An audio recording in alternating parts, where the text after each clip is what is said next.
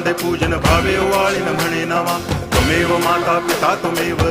बंधुश्च सखा त्वमेव विद्या तरुणं त्वमेव सर्वं मम देव कायेन वाचा मनसेन्द्रियैर्वा बुद्ध्यात्मना वा प्रकृति स्वभावात् करोमि यद्यत् सकलं परस्मै नारायणायति समर्पयामि अच्युतं केशवं रामनारायणं कृष्णदामोदरं वासुदेवं हरि गिरिधरं माधवं गोपिकावल्लभं जानकीनायकं रामचन्द्रं भजे हरे राम